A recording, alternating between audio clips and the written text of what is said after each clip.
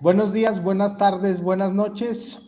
Mi nombre es Jonathan González y esta es una más de nuestras charlas para Telebachillerato Comunitario de Zacatecas, dirigidas a todos los estudiantes y a todos los invitados que quieran conocernos.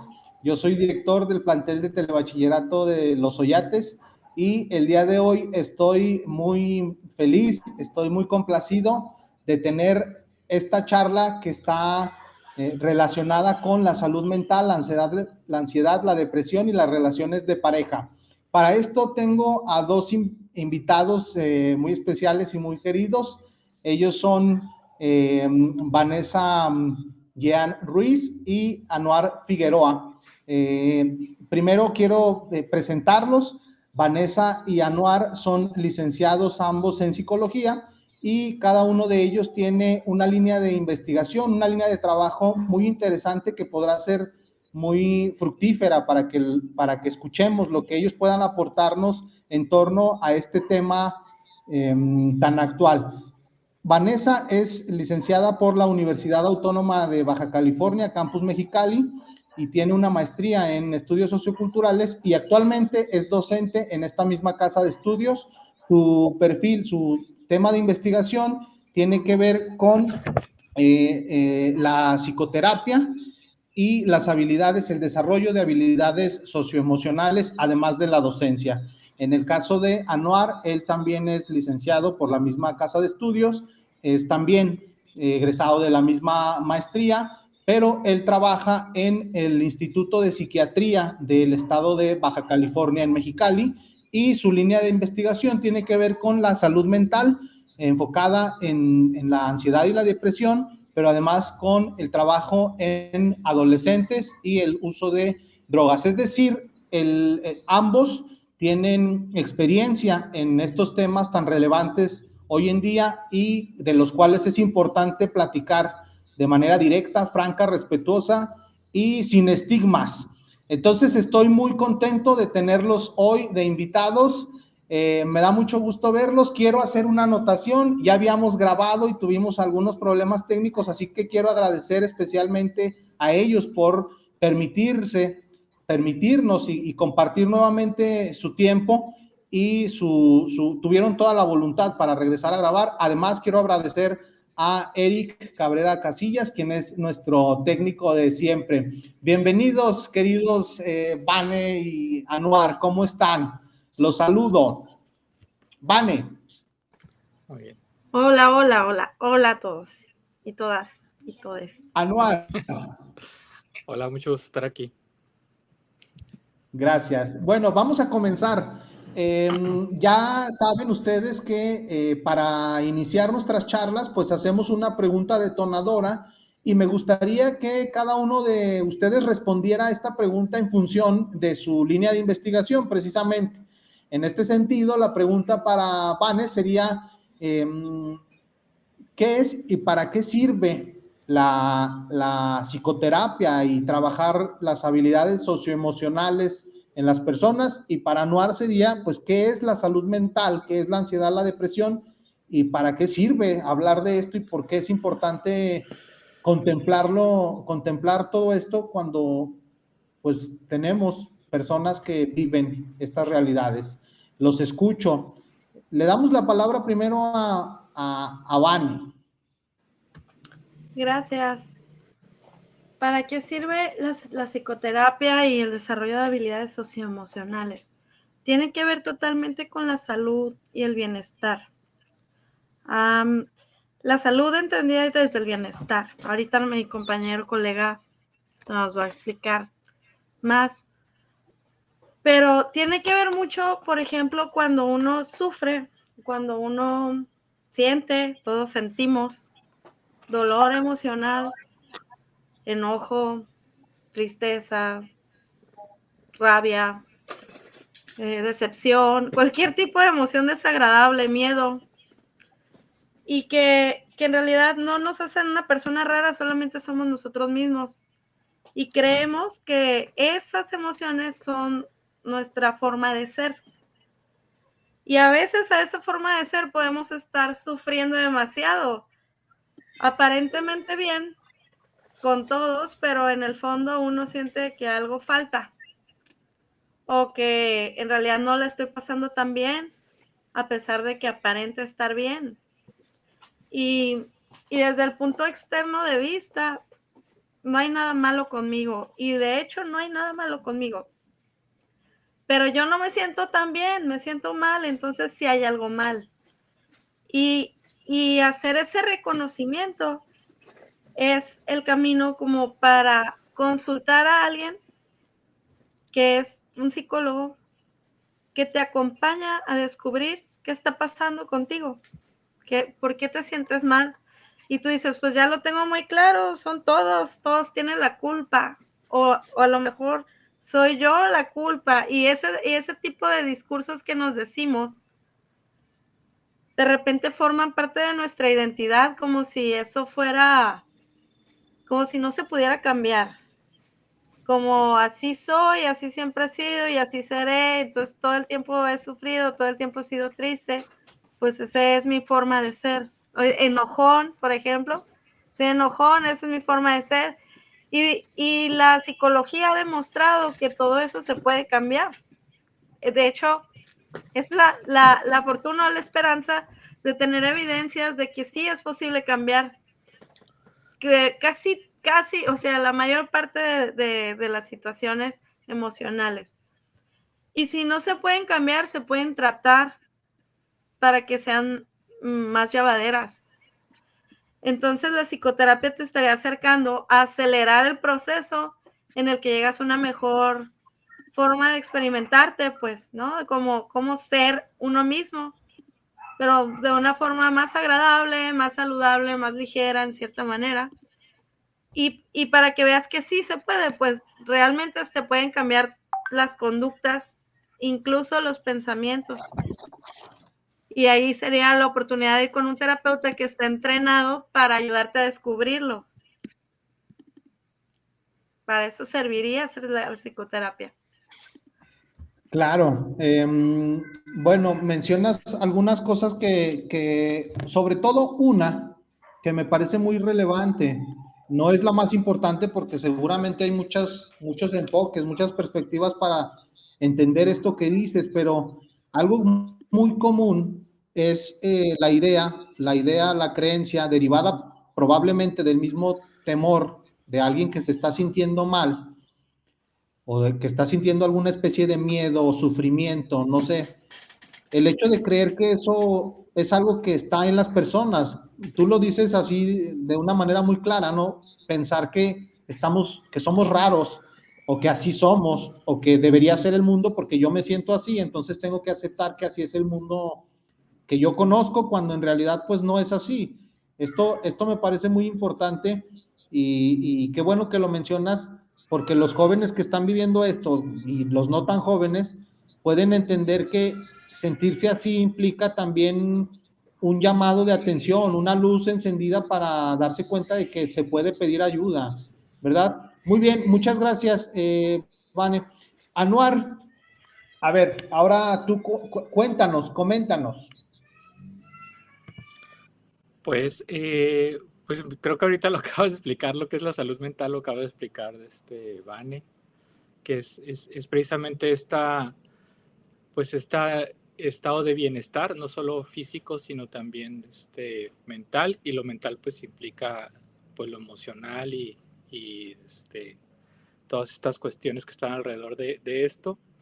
Y bueno, en estas etapas, cuando cambiamos, venimos de la infancia, entramos a la adolescencia y luego el siguiente paso que es ser adulto, pues vienen precisamente cambios muy importantes, ¿no? Que pareciera que no, pero sí se pueden ver afectado este estado de bienestar, ¿no? Entonces, obviamente la salud mental pues está relacionado con muchos aspectos, no solo internos a nosotros, ¿no? Que de repente pensamos, ay, pues es que hay aquí hay una falla o hay algo que no está funcionando bien aquí adentro, ¿no? Pero muchas veces esto es consecuencia de lo que está al exterior, ¿no? Entonces hay muchas situaciones que tienen que ver pues con por ejemplo, las violencias que vivimos, tanto sociales, dentro, muchas veces dentro del hogar, algunas afuera también, la inseguridad,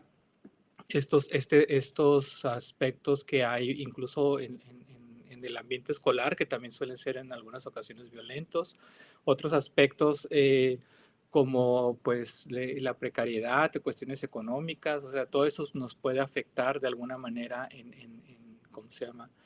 Nuestra salud mental. Es decir, no necesariamente, no digo que no lo sea así, pero la falta de salud mental o la falta de bienestar emocional, físico e intelectual tiene que ver también con estos aspectos, ¿no? Entonces, como bien decían ahorita, no necesariamente estamos hablando de que algo está mal en mí, sino que a veces el no lidiar o no saber cómo lidiar con estos aspectos que están alrededor, externos a nosotros y obviamente algunos internos, pues nos dificultan mantener este bienestar que es tan importante pues en cualquier etapa de nuestra vida, ¿no? Claro, sí. Se me viene a la mente una pregunta que me gustaría hacerles. Y esto no nada más por los jóvenes que nos ven, sino por los adultos, sobre todo por los docentes o incluso padres de familia.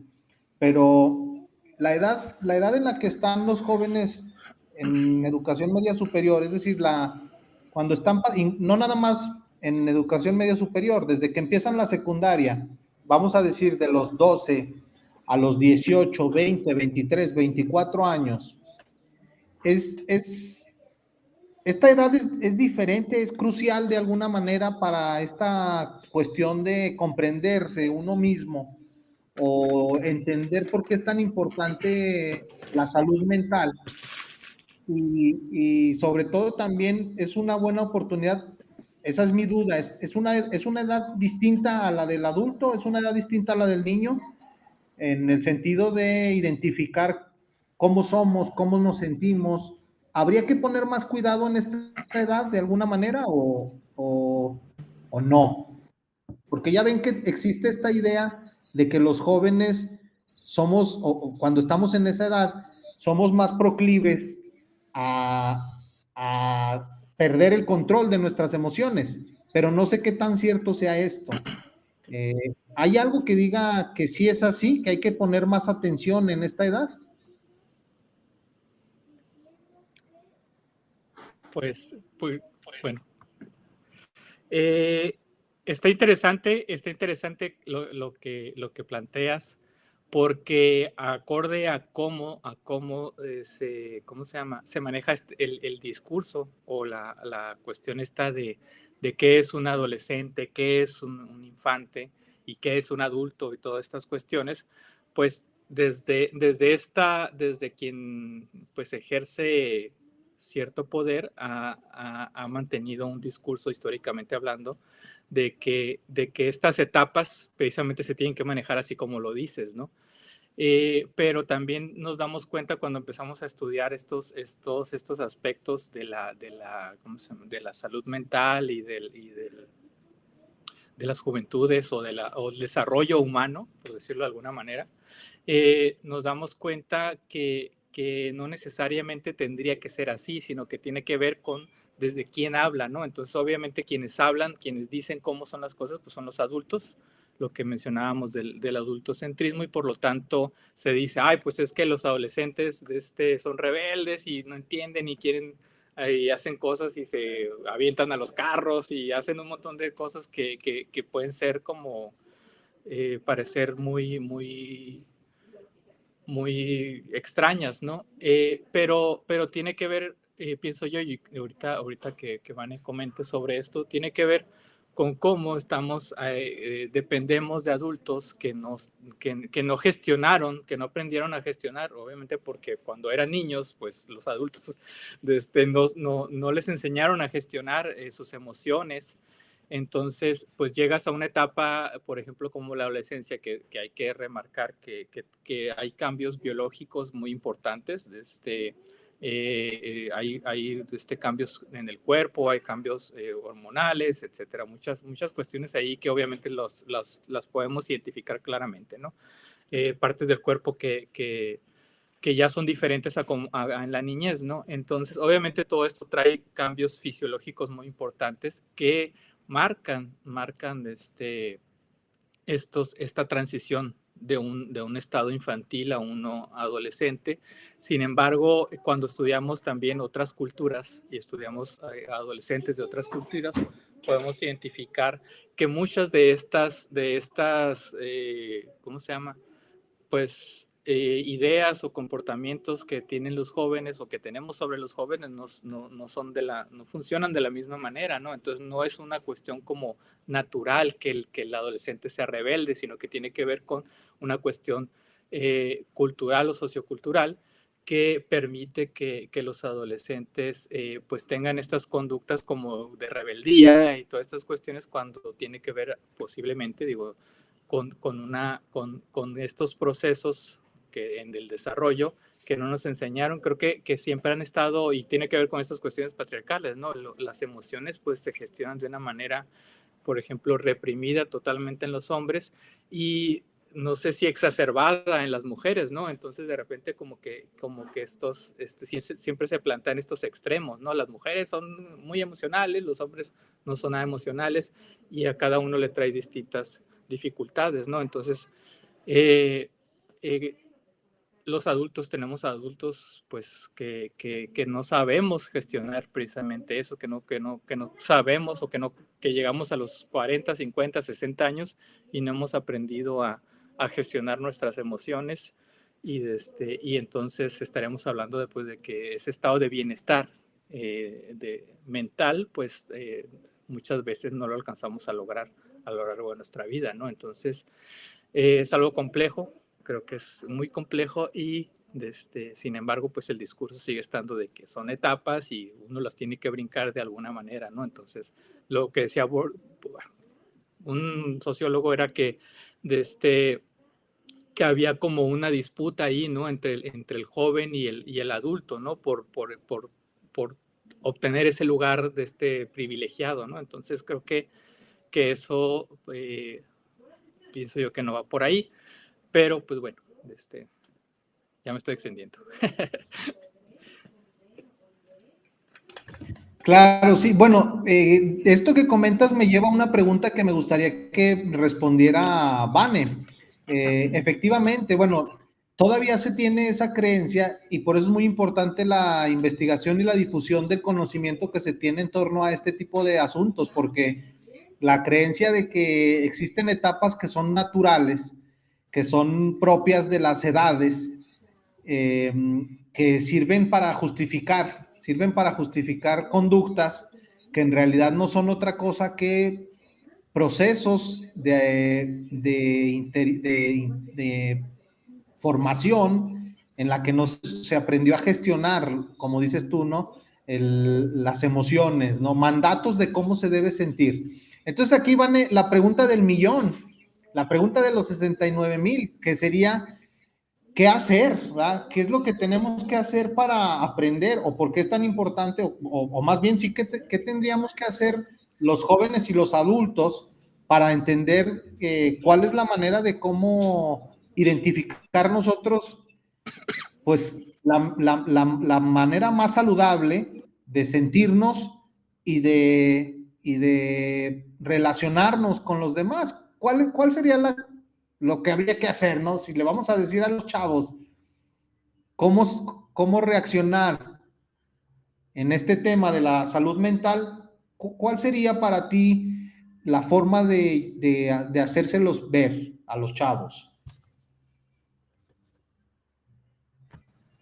Sí, 69,000 millones, oye.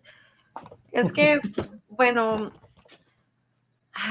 antes de intentar responderlo como tal, quiero retomar algo que mencionó Anuar. Y mi pensamiento va por el mismo lado. En psicoterapia, normalmente, o sea, por lo común, por lo general, uno, cuando ve a un adolescente con problemas, con broncas de conducta, broncas emocionales, de cualquier tipo de problema emocional, mental, sospechamos que los padres son los que no saben gestionar sus emociones. Que son, o si no son los padres, sino es ese núcleo, ese círculo donde se formó o donde es su familia, donde vive, con quienes vive, tutores, con los que esté. Pero en ese contexto cercano de sus grupos primarios, los más primarios, es donde está la incongruencia normalmente. O sea, como que padres que no saben gestionar su ira esperan que sus hijos sí lo hagan y que no se rebelen. O sea, y a través de bofetadas, de lo que quieran. Entonces, es totalmente contradictorio el mensaje, pues, ¿no? No saben gestionar sus propias emociones, pero esperan que su hijo sea sumiso y que acepte todo lo que le dan como condiciones. Entonces, ahí es donde salen precisamente estos conflictos. Y cuando uno recibe a un adolescente, pues, lastimado, o sea, confundido o enojado, pues en donde hay que ver es qué está ocurriendo en tu núcleo donde deberías sentirte más confortado. Y pues resulta que una serie de incongruencias, contradicciones que los padres, que los abuelos, que los hermanos, que incluso puede estar ocurriendo violencia, pueden haber sido objeto de violencia de muchas formas desde su infancia, donde está normalizada la violencia, donde la mamá también vive situaciones de violencia, donde no sé, o sea, mil y unas formas donde es simplemente intolerable. Para un adulto sano, nada de eso es tolerante o tolerable. Pero como está normalizado en esa familia, pues ¿qué hace un adolescente que en realidad es un niño que está dejando de ser niño, que está percibiendo toda esta serie de contradicciones en los adultos? Y donde, por ejemplo, el plan de vida y las condiciones de los adultos son bastante insanas o bastante opresivas, ¿no? Por ejemplo, bueno, pues ya vas a crecer, ahora tú te vas a encargar de todo, ahora tú vas a ser madre, ahora tú te vas a trabajar con el lomo partido, un montón de condiciones que ni siquiera nos piden permiso ni nos preguntan, ¿no? Entonces, y bajo qué situación, qué condiciones también hay que aceptar el tipo de violencia que se está viviendo. Entonces, ¿cómo no vamos a tener conflicto con eso? ¿Cómo no vamos a querer rebelarnos? ¿Cómo no vamos a querer otras alternativas? ¿No? ¿Cómo no vamos a mentir para buscar un camino autónomo e independiente? ¿No? Entonces es como este conflicto, yo lo percibo como esta vía alternativa donde alguien lucha por su autonomía. La rebeldía, entre comillas, es esta independencia, este deseo de autonomía. Lo que pasa es que no encaja con lo que esperan los adultos, ¿no? Y ese es el adultocentrismo que dice Anwar, que pareciera que esa fórmula de ser adulto es la que tienes que aceptar, pero es totalmente cuestionable o precaria, o sea, deficiente. Entonces, como esperan que aceptemos eso sin problemas, y entonces cualquier persona en su sano juicio no lo aceptaría. Y el asunto es, bueno, a lo mejor lo acepto, pero ¿bajo qué situación? Pues deprimido, con ansiedad y otra serie de trastornos de insatisfacción, pues, ¿no? Entonces, esos problemas en realidad pueden ser un reflejo de estas condiciones previas a uno y la forma en cómo uno las interpreta y cómo las asimila es esa variedad esa variedad que hace que las personas y personalidades vivan diferente estos conflictos. Sí, unos se van a querer escapar de su casa, otros se van a deprimir, otros, o sea, podemos desarrollar mil y unas formas para tratar de asimilar toda esa realidad que de repente ya tenemos que aceptar, ¿no? De niños a adultos. Entonces, bueno, dicho esto, o sea, la culpa no es de uno, la culpa es de todos. Y ¿Y cuál puede ser la fórmula? Pues reconocer esto, que es, todos estamos implicados, pero lo que sí puedes hacer, a lo mejor la única parte de soberanía que deberías tener es tu propio cuerpo y tu propia mente, tus propias emociones. Y esa sería la parte que tú quisieras rescatar, preservar o salvar, honrar, construir, ¿no? Esta parte de mi propia identidad y mis propias emociones. Y prácticamente pues sería protegerse y defenderlas ante el mundo. Entonces aquí entraría la psicoterapia. Es una forma de decir, porque si a veces el mundo es hostil, pero así como parece ser, ya es hostil, ¿qué voy a hacer con eso? No lo voy a poder cambiar porque no puedo cambiar solo, tendríamos que cambiarlos todos juntos. Y esa es la parte, híjole, pues, ¿qué puedes hacer tú mismo contra el mundo? Pues lo que puedes hacer es todo lo posible por mejorar tu mundo interior, tal vez. Si el mundo va a estar como es, pero que al menos yo esté un poco más protegido, esté un poco más a gusto en mi propio cuerpo, en mi propia piel. Y hay pues muchas formas de intentar llegar a ello y son diferentes tipos de esfuerzos, depende de cada persona. Cómo empezar a conquistar ese terreno propio, ¿no? Ese terreno personal. Y pues sí, hay uno de esos buenos puentes que puede servir para acelerar el proceso, son un psicoterapeuta. Y hay muchas otras formas, yo también lo creo, el arte, el ejercicio, leer, o sea, claro que el conocimiento nos puede ayudar. Claro, muy bien, gracias. Bueno, ya ustedes saben que la dinámica de estas charlas tienen que ver con dudas que plantean concretamente alumnos de mi plantel, alumnos míos, y me gustaría pasar a la parte de las preguntas, concretamente entroncándolas con el tema de la ansiedad, la depresión y uno que también me parece muy relevante, que es las relaciones de pareja. La violencia tiene mucho que ver con el tema de las relaciones de pareja porque no comprendemos todavía qué significa tener una relación saludable, sobre todo cuando estamos debutando, por decirlo de alguna manera, porque cuando tenemos nuestros primeros novios, nuestras primeras novias, y tampoco sabemos cómo gestionar nuestras emociones, pues podemos incurrir muchas veces en violencias, en diferentes tipos de violencias o en toxicidades, ¿no? Pero bueno, yéndonos en orden, aquí preguntan, esta pregunta pues la hago abierta a quien sea que quiera responderla o si quieren turnarse y responderla a ambos, pero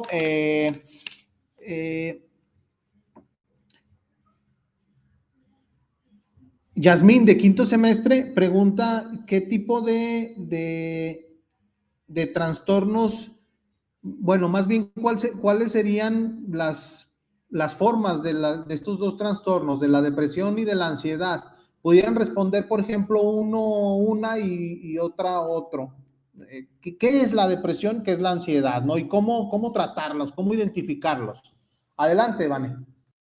Ok, yo quiero retomar la pregunta original que preguntaba qué tipos de trastornos existen y invitar a Noar que responda a lo de depresión y ansiedad, porque trabaja ahí en el psiquiátrico, si no sabían, él trabaja en el Instituto Psiquiátrico de Baja California. Pero, ok, porque a mí me daba mucha curiosidad antes de ser psicóloga qué tipos de trastornos existían, ¿no? Y aquí está una listita, mira, para que se den una idea. Ok, trastornos de inicio en la infancia, la niñez o la adolescencia. Delirium, demencia, amnesia y otros trastornos cognitivos.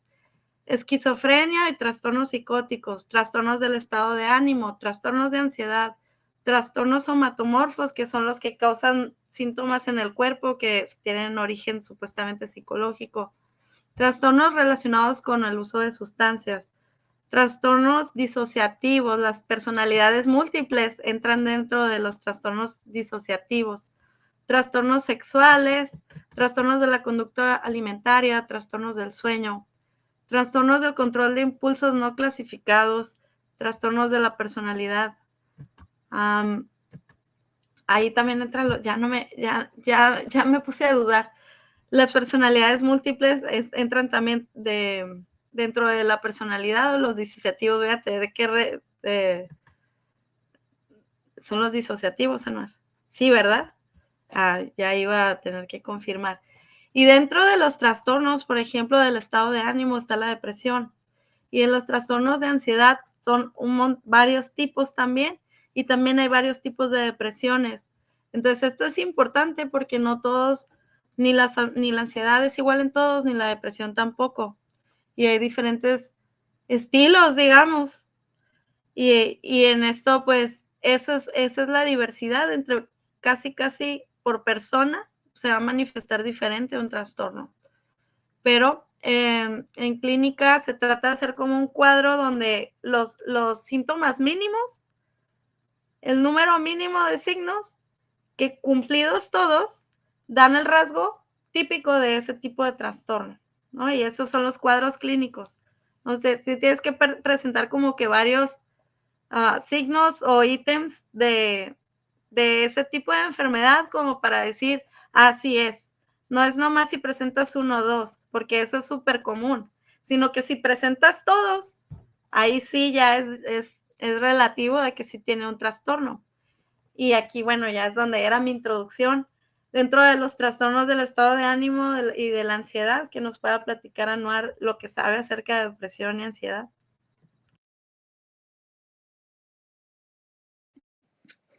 Sí, bueno, pues sí, son un montón. Y aparte también hay lo que le llaman en la clínica comorbilidades, es decir, una combinación de por lo menos mínimo 2 trastornos o incluso puede haber hasta más, ¿no?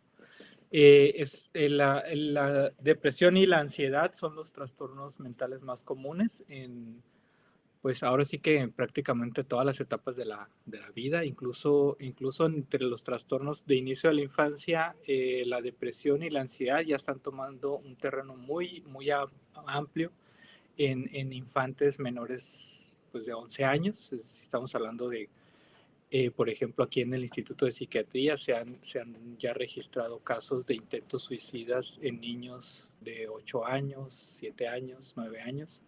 Entonces, obviamente, pues es algo que hay que seguir analizando, ¿no? Pero sí están, la depresión y la ansiedad son, pues creo que ahorita, hoy por hoy, son los 2 trastornos más frecuentes en la población en general, ¿no? Desde la infancia hasta la vida adulta, vejez y etcétera. Pues bueno, como bien decía Vane, hay que cumplir para clasificar o ya para tener un diagnóstico de un trastorno, tienes que cumplir con ciertos criterios. Hay como un mínimo, por ejemplo, hay un listado de síntomas, como decía Vane, hay una lista para la depresión, hay toda una lista para la ansiedad y hay un mínimo de síntomas que tienes que cursar, que estar viviendo para que se pueda considerar un trastorno, ¿no? También hay una periodicidad, es decir, por ejemplo, si yo el día de mañana me levanto y me siento con ánimo decaído, baja autoestima y a lo mejor por ahí una idea, un pensamiento suicida, y a los días siguientes ya no sucede de esta manera, pues no se puede considerar un trastorno. Es decir, hay cierto tiempo también que uno lo tiene que estar viviendo.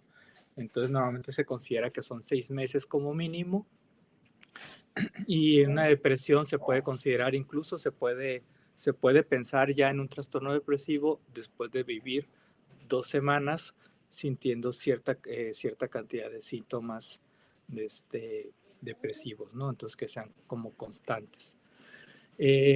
Y como les decía, pues algunos de los síntomas son precisamente el estado de ánimo, que esté decaído. Por ejemplo, muchas veces es no tener ganas de levantarte, no tener ganas de hacer nada, quedarte acostado, o comer, por ejemplo, mucho o no comer nada, falta de apetito o al contrario, ¿no? Demasiado apetito, también pueden ser como estos extremos, pueden ser síntomas. El punto como ya más, el foco rojo de la depresión son el pensamiento suicida o las conductas suicidas, que puede ser idear, planear o intentarlo ya directamente, ¿no? Entonces, esos son como algunos de los síntomas más comunes. Y por ejemplo, que también es muy común en adolescentes, por ejemplo, el cutting. El cutting se ha llegado a considerar o se considera en muchos de los casos como un intento suicida, aunque a veces se diga que no, que era un juego, o a veces los adultos dicen, ay, no, pues está queriendo llamar la atención. Entonces ahí hay varias cosas que hay que analizar cuando cuando hay práctica de cutting o lo que son las autolesiones, que a veces son como pequeños cortes o cosas así. Al final te están queriendo decir algo, ¿no? Es una señal de alerta que hay que poner atención, y esto lo digo especialmente para los docentes o para los padres de familia, que no tomen estas conductas como juego, como algo de parte de la adolescencia, ¿no? Sino si hay una señal que hay que tomar en cuenta.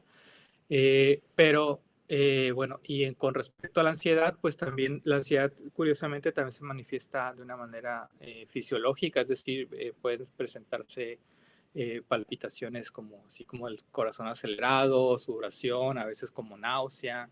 Se presenta de esta manera, pero también es como particularmente el miedo, ¿no? El miedo como a que va a pasar algo. Siempre se pone este ejemplo, la depresión es como el miedo a algo que pasó y sigues ahí como enganchado de esto, ¿no? Entonces te sigue afectando algo que te sucedió y te pasa, es decir, es el temor por algo que sucedió, y la ansiedad como es algo como, por ejemplo, es muy común con una persona con un trastorno de ansiedad los pensamientos catastróficos o los pensamientos de muerte, que no es lo mismo que la ideación suicida. El pensamiento de muerte es pensar que si sales a la calle, por ejemplo, si sales a la tienda, te va a atropellar un carro y te vas a morir, ¿no?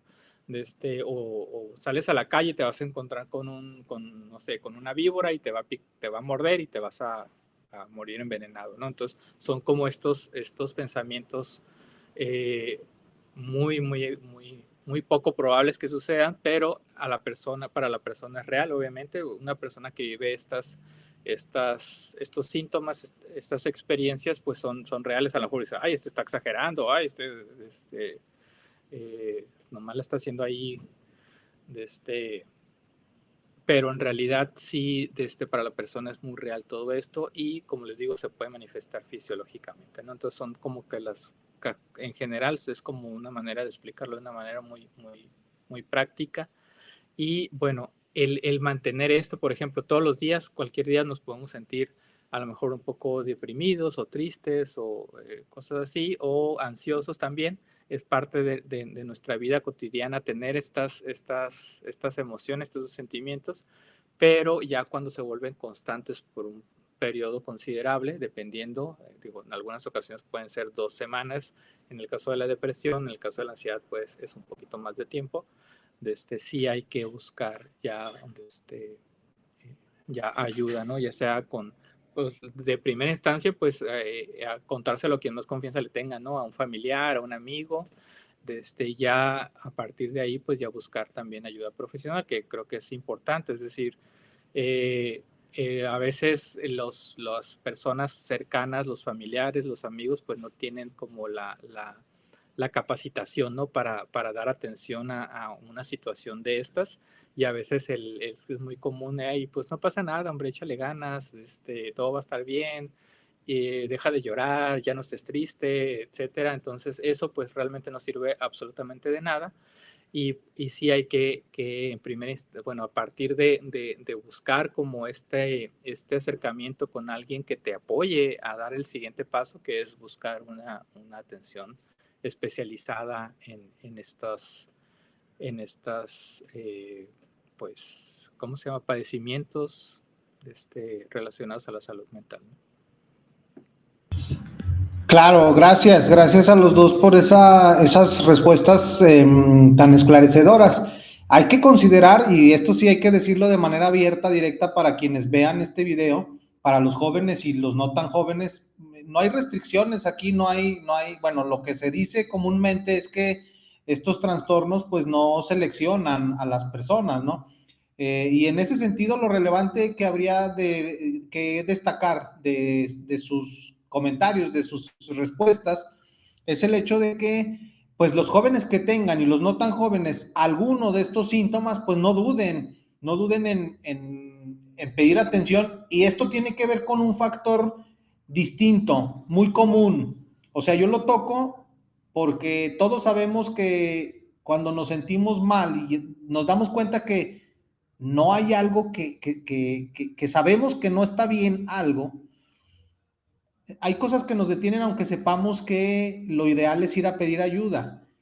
Y en un contexto escolar, que es el que nos interesa en este momento, esto es particularmente relevante porque hay mucho desconocimiento y sobre todo mucha estigmatización cuando vemos que hay alguna persona que pareciera tener alguno de estos síntomas o alguno de estos trastornos.